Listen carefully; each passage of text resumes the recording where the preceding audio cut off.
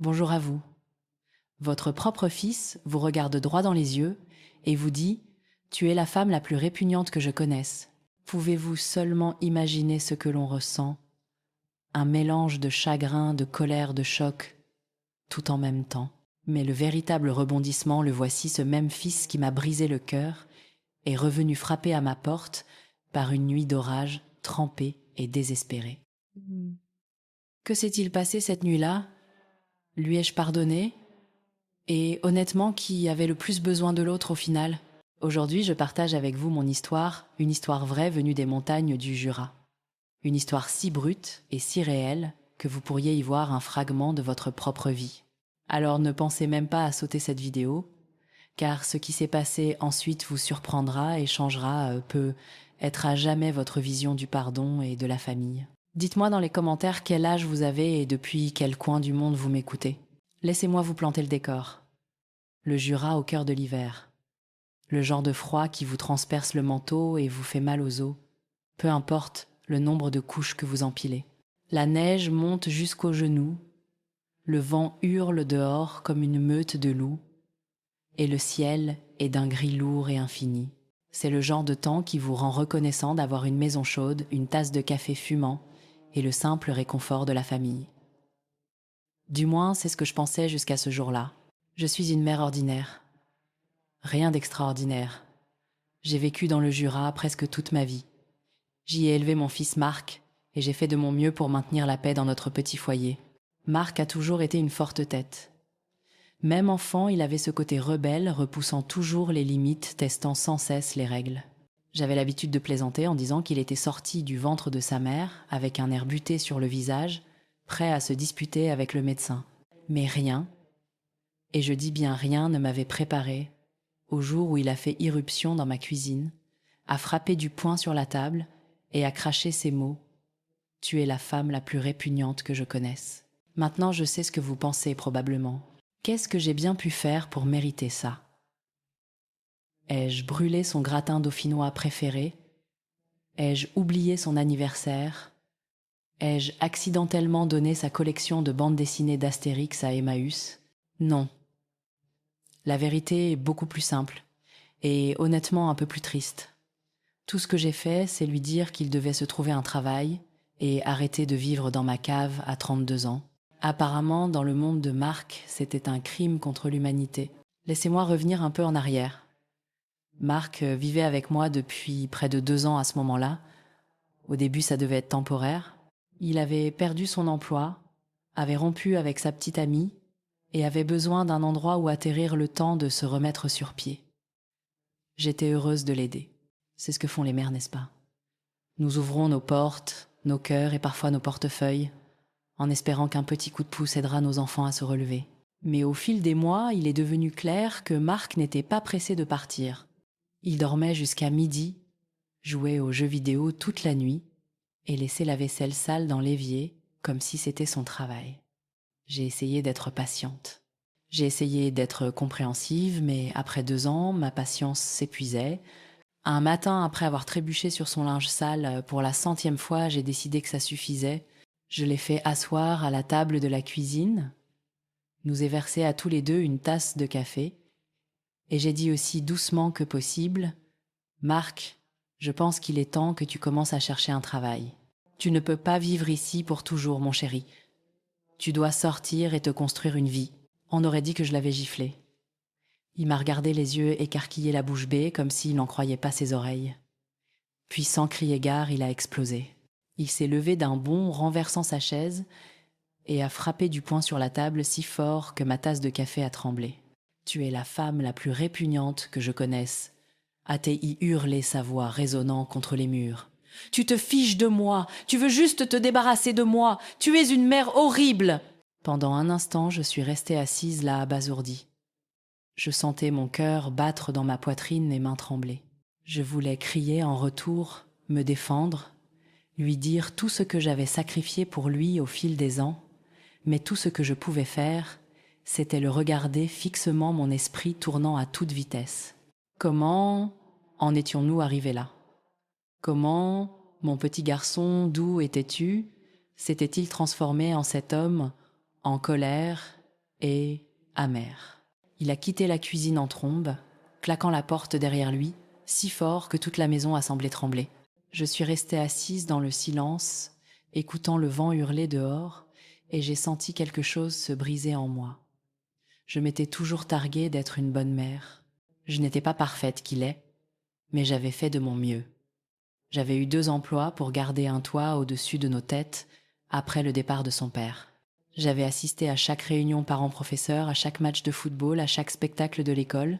J'étais restée éveillée tard. Pour l'aider avec ses devoirs, l'avait soignée pendant la grippe et l'avait consolée lors de son premier chagrin d'amour.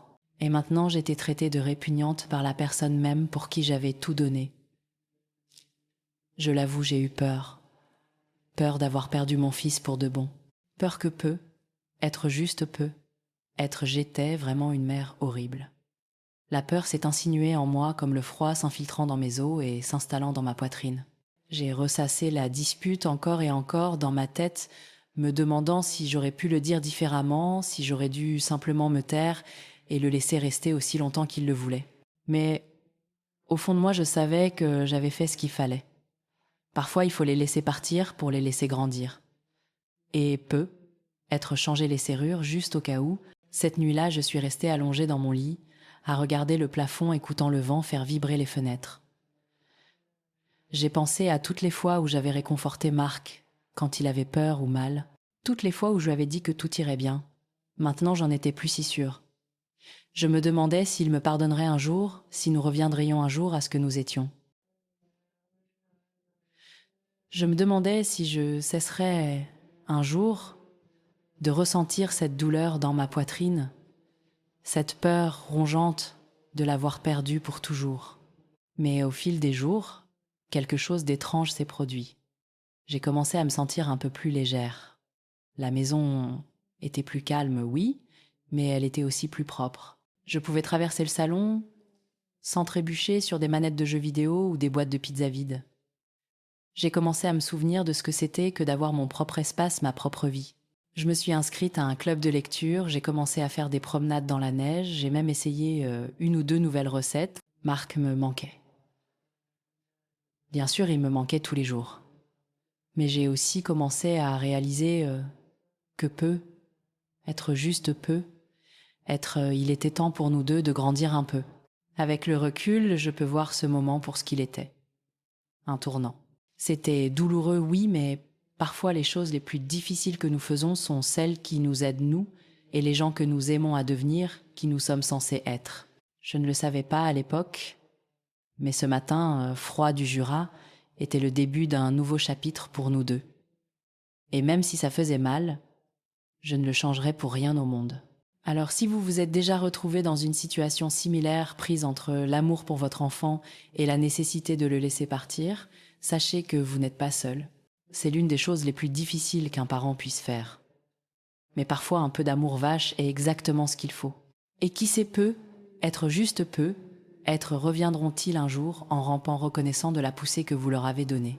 En attendant, gardez le café au chaud, les portes ouvertes ou verrouillées si nécessaire, et souvenez-vous, vous vous en sortez mieux que vous ne le pensez. Les semaines ont passé et le silence dans ma maison est devenu plus épais que les congères de neige du Jura dehors. Pas d'appel, pas de message, même pas une carte de bonne fête des mères de la part de Marc. Le téléphone était posé sur le comptoir de la cuisine, me narguant de son immobilité. Chaque fois qu'il vibrait, mon cœur bondissait pour retomber aussitôt quand ce n'était qu'un démarcheur téléphonique ou un rappel de la pharmacie. J'ai commencé à me demander, étais-je vraiment si terrible? Étais-je vraiment devenue la méchante de l'histoire de mon propre fils? D'accord, j'ai une collection de pulls avec des chats qui pourraient rivaliser avec n'importe quelle amoureuse des félins, et j'adore dénicher de bonnes affaires dans les friperies, qui n'éprouvent pas un frisson en trouvant une écharpe en cachemire à 2 € mais répugnante. Ce mot résonnait dans mon esprit sec et froid chaque fois que je passais devant sa chambre vide. J'ai essayé de m'occuper de remplir le silence, avec tout ce qui pourrait me distraire de la douleur dans ma poitrine. Je me suis inscrite à un club de lecture à la bibliothèque municipale, pensant qu'un peu de Flaubert ou de Maupassant pourrait m'aider à échapper à mon propre drame. Les dames là-bas étaient hilarantes. L'une d'elles, Denise, avait un rire si fort qu'il pourrait réveiller les morts. Et une autre, Hélène, apportait toujours les meilleures tartelettes au citron.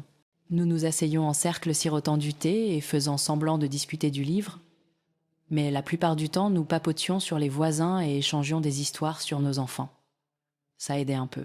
Pendant 1 heure ou 2, je pouvais oublier la chaise vide à ma table de cuisine. J'ai même commencé le yoga, ce qui, laissez-moi vous le dire, n'est pas aussi facile que ça en a l'air à la télévision. Au premier cours, j'ai failli basculer en essayant de faire le chien tête en bas, et je suis presque sûre de m'être étiré un muscle dont j'ignorais l'existence. L'instructrice, une jeune femme adorable nommée Camille, n'arrêtait pas de nous dire de respirer dans l'inconfort. J'avais envie de lui dire que si je respirais plus profondément, je m'évanouirais. Mais j'ai persévéré surtout parce que les autres femmes du cours étaient tout aussi perdues que moi, et nous finissions toutes dans un fou rire à la fin de la séance. Ça faisait du bien de rire même si mon corps était endolori pendant des jours. Et puis dans un moment de désespoir ou de folie, j'ai essayé les rencontres en ligne.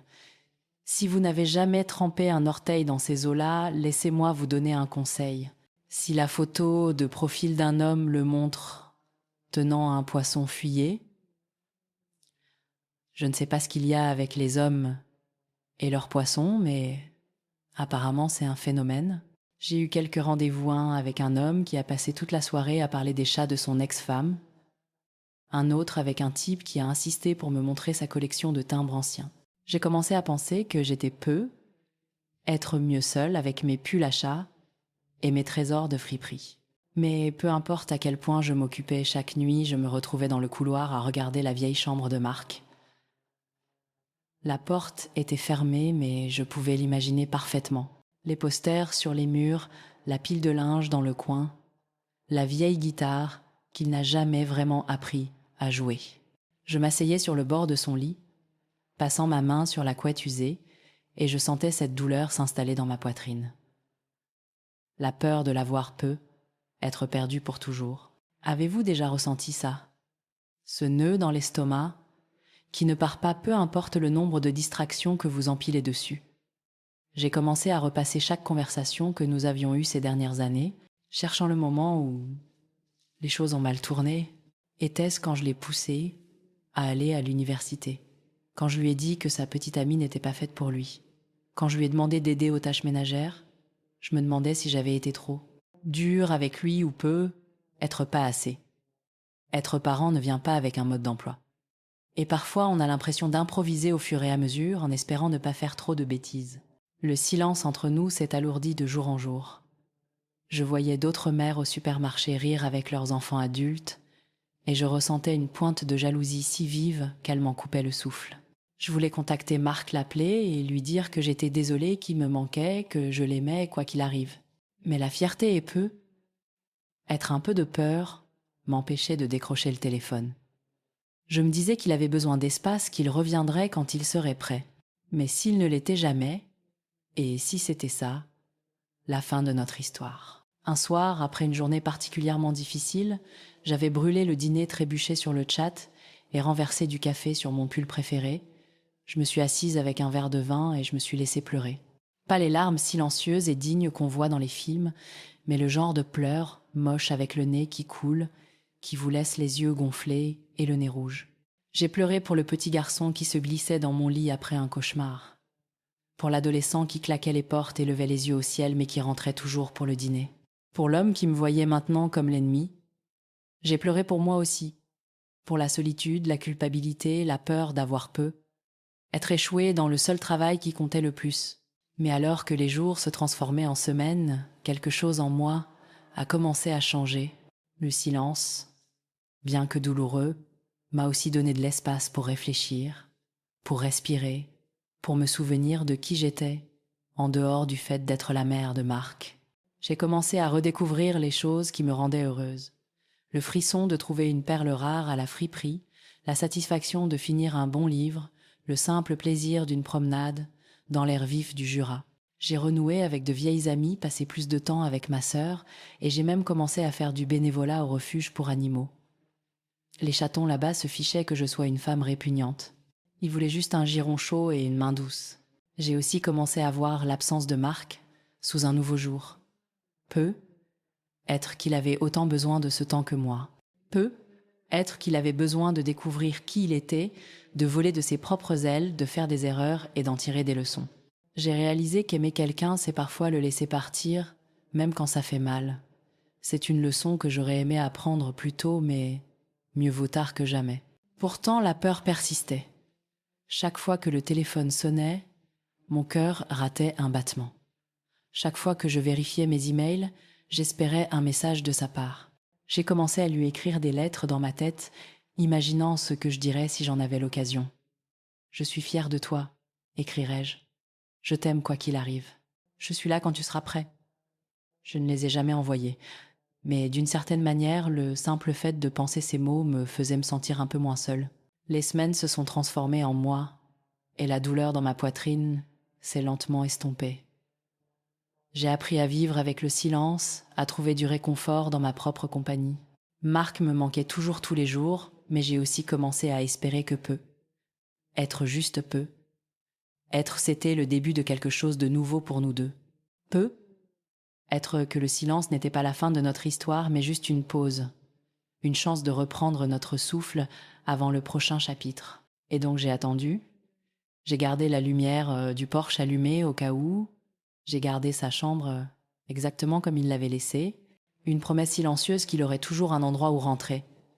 J'ai appris à faire confiance au fait que, peu importe la durée du silence, l'amour trouverait un moyen de le briser. Après tout, si j'avais pu survivre aux rencontres en ligne, je pouvais survivre à n'importe quoi. Et dans le calme, j'ai trouvé une force que j'ignorais posséder, une force qui me porterait à travers tout ce qui allait suivre. Parce que c'est ce que font les mères. Nous attendons, nous espérons et nous aimons, même dans le silence. C'était une de ces nuits du Jura qui semblait avoir été écrite par un scénariste hollywoodien. Le vent hurlant la pluie, s'abattant contre les fenêtres, le tonnerre grondant au loin. Le genre de nuit où l'on ne désire rien de plus que de se blottir sous une couverture avec une tasse de tisane et de faire comme si le monde extérieur n'existait pas. J'étais à la moitié d'un roman policier. Le chat blotti à mes pieds, quand je l'ai entendu, on frappait à la porte. Pas le petit coup poli et hésitant d'une voisine apportant des biscuits, mais un martèlement désespéré et insistant qui m'a envoyé une décharge de peur. Pendant un instant, je me suis figée. Qui pouvait bien être dehors par un temps pareil ? Mon esprit a envisagé toutes les possibilités. Une urgence, un étranger dans le besoin, ou Dieu m'en préserve quelque chose de pire. J'ai posé mon livre le cœur battant et je me suis approchée de la fenêtre sur la pointe des pieds pour jeter un œil à travers les rideaux. Et il était là. Marc, mon fils, trempé jusqu'aux os, les cheveux plaqués sur le front grelottant comme une feuille dans le vent. Il ne ressemblait en rien au jeune homme en colère qui avait quitté ma maison en trombe des semaines auparavant. Au lieu de cela, il avait l'air petit perdu et d'une vulnérabilité déchirante. Pendant une fraction de seconde, j'ai cru que je rêvais. Mais il a alors levé les yeux et nos regards se sont croisés à travers la vitre. J'ai vu la peur, le regret et autre chose, quelque chose de plus doux comme une lueur d'espoir traverser son visage. J'ai ouvert la porte et le vent a failli me l'arracher des mains. Marc se tenait là, l'eau dégoulinant sur le paillasson, les épaules rentrées contre le froid. « Maman, à thé ?» il dit sa voix, se brisant d'une manière qui le faisait ressembler à nouveau à un petit garçon. J'ai tout gâché. Je peux entrer maintenant. Je mentirais si je disais que l'idée de lui claquer la porte au nez ne m'a pas traversé l'esprit. Après tout, ne m'avait-il pas ignoré pendant des semaines ? Ne m'avait-il pas traité de femme la plus répugnante qui soit et laissé ramasser les morceaux de mon cœur brisé ? J'aurais pu lui rendre la monnaie de sa pièce, le faire attendre dehors sous l'orage et réfléchir à ce qu'il avait fait. Mais vous savez quoi ? Les mamans sont dures, mais nos cœurs sont encore plus grands. Nous sommes faites pour pardonner, pour aimer, pour ouvrir la porte, même quand nous souffrons. Alors je me suis écartée, laissant la chaleur de la maison se répandre dans la nuit, et je lui ai fait signe d'entrer. Il est passé devant moi en traînant les pieds, laissant une traînée d'eau dans son sillage. Je lui ai tendu une serviette, une des bonnes pâles à vieille rêche que je garde pour le chien, et je lui ai dit de se sécher. Il m'a regardé les yeux, cernés de rouge et fatigué, et a réussi un faible sourire. « Merci, maman. » Hâté, il murmurait sa voix, à peine audible par-dessus la tempête. Je me suis affairée dans la cuisine lui préparant son croque-monsieur préféré. Il y a quelque chose dans l'odeur du beurre qui grésille dans une poêle, qui ressemble à un foyer, à du réconfort, à l'idée que tout pourrait bien s'arranger. Pendant que je cuisinais, je jetais des regards furtifs à Marc, le regardant enlever sa veste mouillée et ses chaussures boueuses. Il avait l'air plus vieux, en quelque sorte, comme si les semaines de séparation avaient ajouté des années à son visage. Il y avait des cernes sombres sous ses yeux, et ses mains tremblaient alors qu'il enroulait la serviette autour de ses épaules. Nous nous sommes assis à la table de la cuisine, la même table où notre dernière conversation s'était terminée dans la colère et les larmes. J'ai glissé l'assiette de croque-monsieur devant lui et pendant un moment, nous sommes restés assis en silence, écoutant la pluie tambouriner contre les fenêtres. Il a pris une bouchée et j'ai vu ses épaules se détendre un tout petit peu. La nourriture a une façon d'adoucir même les angles les plus durs. Finalement, il a parlé. « Je suis désolée, maman, a-t-il dit, les yeux fixés sur son assiette. J'ai été un crétin. Je n'aurais pas dû te dire ces choses. Je voulais tendre la main par-dessus la table, prendre la sienne, et lui dire que ce n'était pas grave, que je lui avais déjà pardonné 100 fois. Mais j'ai attendu, le laissant trouver ses propres mots. » Il a pris une inspiration tremblante et a continué. « Après être parti, je pensais que ça irait. Je pensais n'avoir besoin de personne. Mais il s'avère que vivre seul, c'est beaucoup plus difficile que je ne le pensais. J'ai perdu mon travail. Il s'avère qu'arriver en retard et se porter malade ne fait pas de vous l'employé du mois. » Il a essayé de rire, mais c'est sorti comme un sanglot étouffé. Mes amis, eh bien, ils ont arrêté de répondre à mes appels quand je ne pouvais plus payer ma part du loyer. J'ai fini par squatter le canapé d'un copain, mais même lui en a eu marre de moi au bout d'un moment. Je ne savais tout simplement plus où aller. J'ai écouté mon cœur se brisant et se réparant tout à la fois.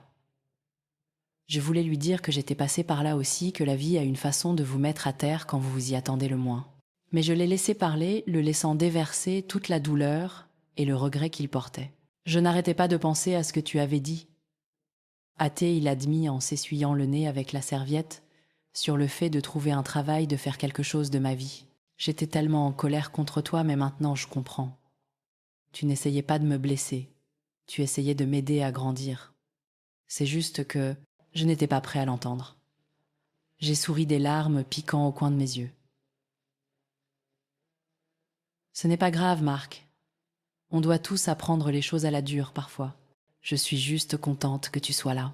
Il a levé les yeux vers moi, ses yeux brillants de gratitude et d'autres choses. Du soulagement peut être, ou la prise de conscience que le foyer est plus qu'un simple endroit. Ce sont les gens qui vous aiment, même quand vous faites des bêtises, surtout quand vous faites des bêtises. Nous avons parlé pendant des heures cette nuit-là, la tempête faisant rage à l'extérieur, pendant que nous étions assis dans la chaude lueur de la cuisine. Il m'a parlé des emplois, qu'il avait perdu des amis, qui s'étaient éloignés des nuits, qu'il avait passé à se demander s'il pourrait un jour rentrer à la maison. Il a admis qu'il avait eu peur. Peur d'échouer. Peur de me décevoir. Peur de faire face aux conséquences de ses choix. Je lui ai dit que j'avais eu peur moi aussi. Peur de l'avoir perdu. Peur de l'avoir trop poussé. Peur de ne pas avoir été suffisante. Au milieu de notre conversation, la lumière a vacillé et s'est éteinte, nous plongeant dans l'obscurité. Nous avons ri tous les deux, la tension se brisant enfin. J'ai allumé quelques bougies et nous sommes restés là, les visages éclairés par la douce lumière, partageant des histoires et des souvenirs. Je lui ai raconté mes aventures de rencontres en ligne. Il a grogné en entendant parler des photos de poissons et il a avoué que mes jeux de mots terribles et mes tentatives encore pires de yoga lui avaient manqué. Au fil de la nuit, j'ai réalisé que c'était ce que j'attendais.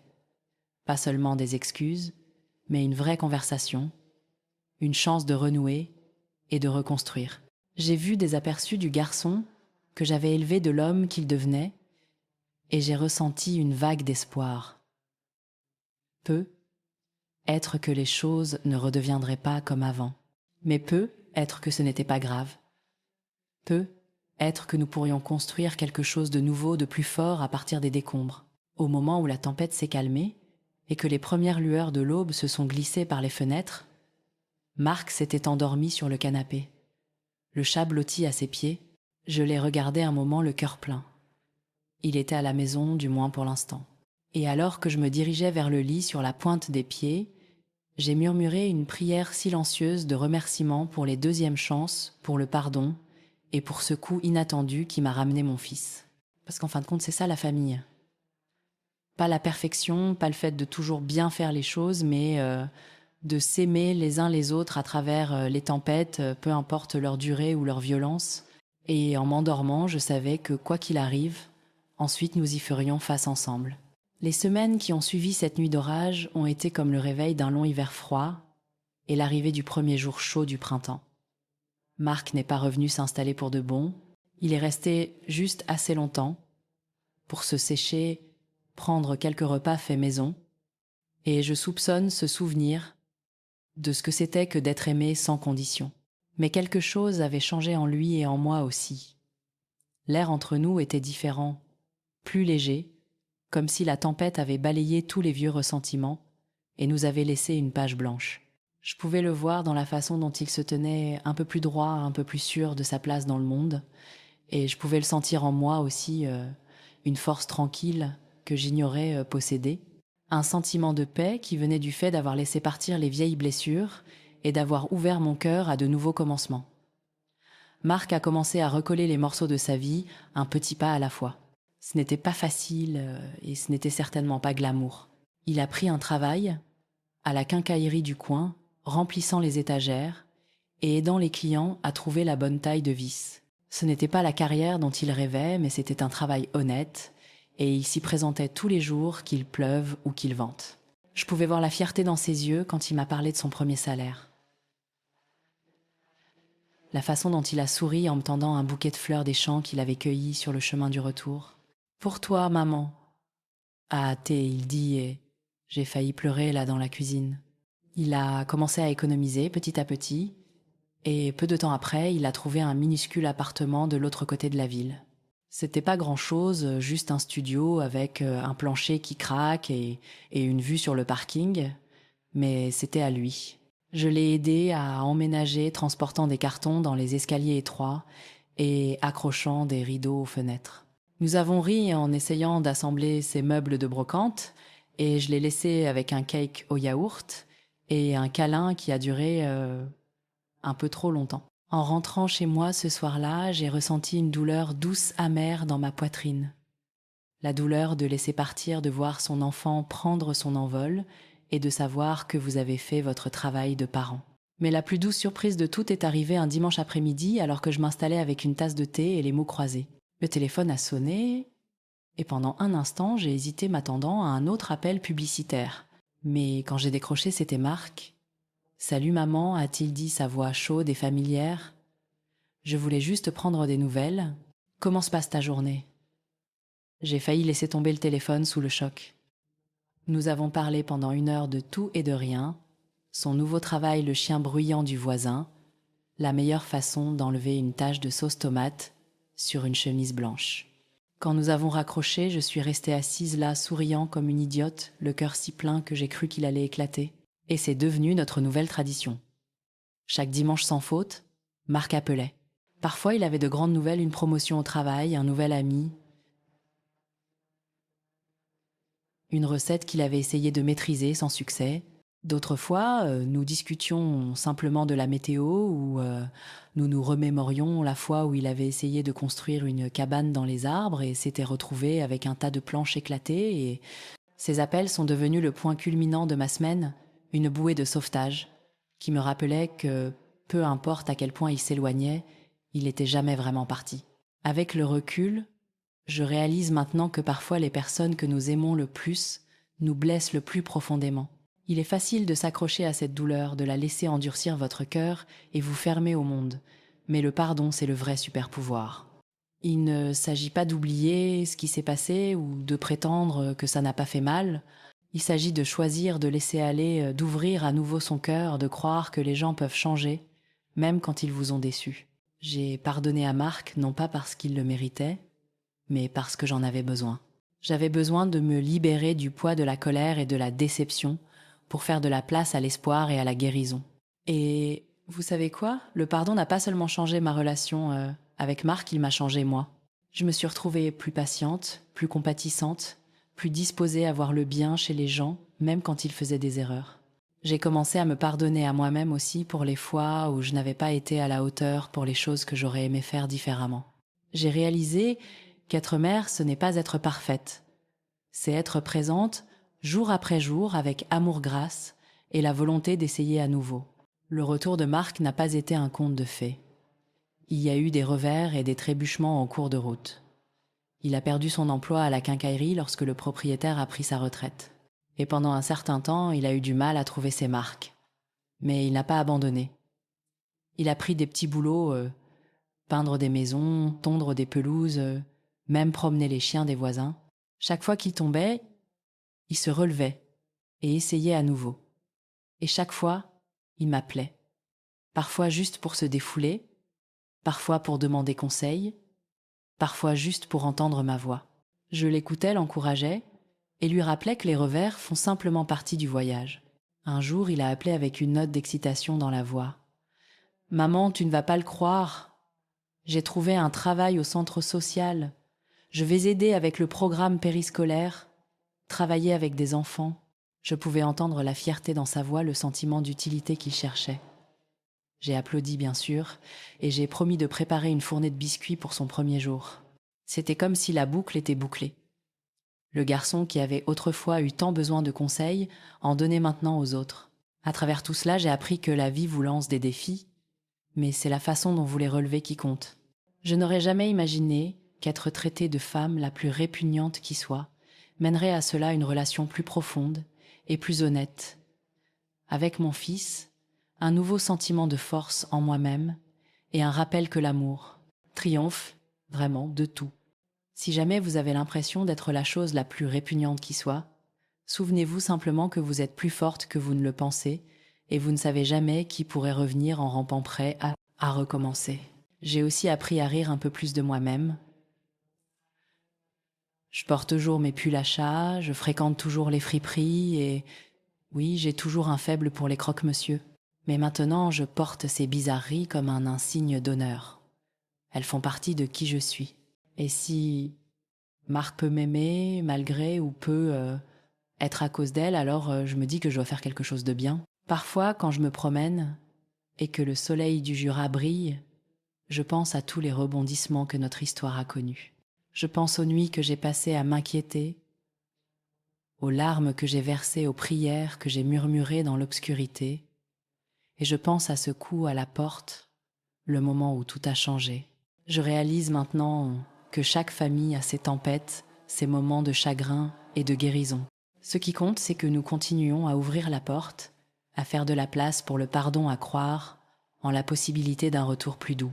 Alors, si vous lisez ceci et que vous êtes au milieu de votre propre tempête, tenez bon, gardez la lumière du porche allumée, gardez votre cœur ouvert et ayez confiance que l'histoire n'est pas encore terminée.